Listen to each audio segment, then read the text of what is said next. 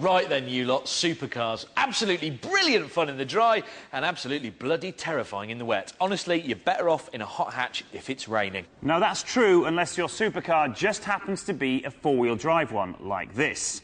Here's Tiff in the most extreme driving conditions you could possibly imagine.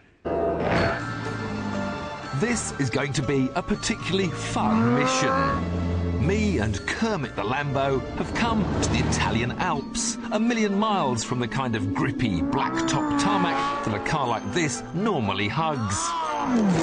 I'm here for some winter sport, supercar style. This is the Lamborghini Gallardo LP560-4, the most powerful Gallardo ever. And normally, I'd dismiss its four-wheel drive system as a rather unwanted extra, especially with the efficiency of the modern, highly tuned traction control systems on rear-wheel drive cars. But I'm heading for somewhere now where I think this car might just shine. An ice track. This could, of course, be a big green accident waiting to happen, but I reckon fast cars are now so easy to drive that they're in danger of losing their thrill. Conquering this place should get a bit of the old-fashioned adrenaline flowing, at least until global warming spoils the fun. Now I'd just jump in, switch off the traction control and get leery. But the health and safety department of Lamborghini have insisted that in these extreme conditions, I'd try it with the traction control on first. Yeah, right.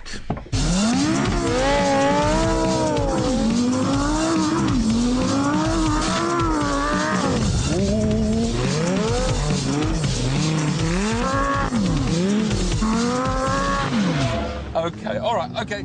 I've had my fun. I should now do what Lamborghini wanted, so we come out of Corsa mode, put the ESP back on, and go to totally normal Lamborghini driving.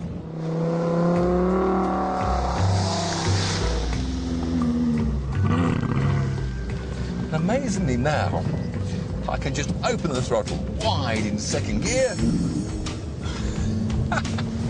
and it doesn't accelerate at all. I've now got my foot absolutely jammed to the floor. I'm coming to a tight hairpin where we have to brake slightly, turn in, and then whack! Wide open. Now my right foot is asking for the 552 horsepower this new engine's got, and I think I'm getting about 52 horsepower.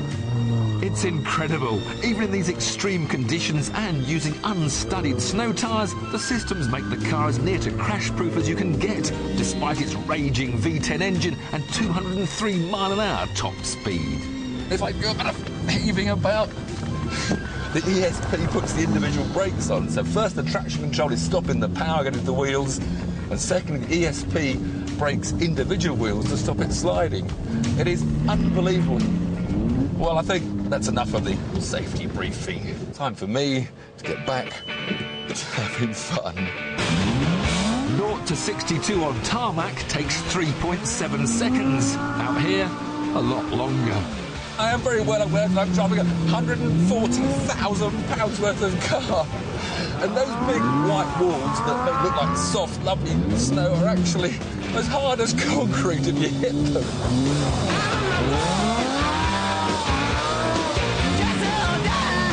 Now, where this four-wheel drive helps you so much in these conditions is that when you power it into a corner, first the rear goes out, which you want, but then the power goes to the front wheels, they spin up, but it actually straightens the car up.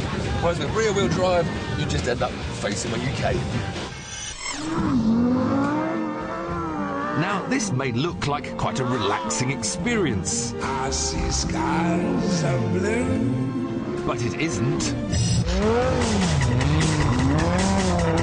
I tell you, this is very hard work. On every lap of this little track, the surface gets icier and icier.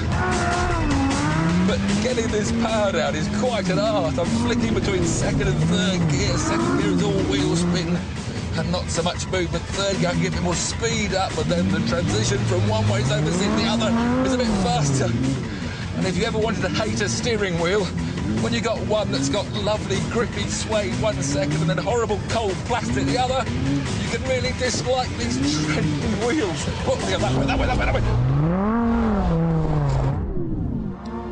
What a Beneath all the electronics, this supercar has a fine chassis and can be great fun to drive. You just need a load of snow to really prove it. This is definitely the most fun I've had in a modern-day Lamborghini. What a wonderful... Do you know what? I've never seen Tiff naked, but I'm sure he's got a whole lot to be proud of. And how on earth do you drive a car like that, worth over 140 grand on ice? Maybe he's the stick.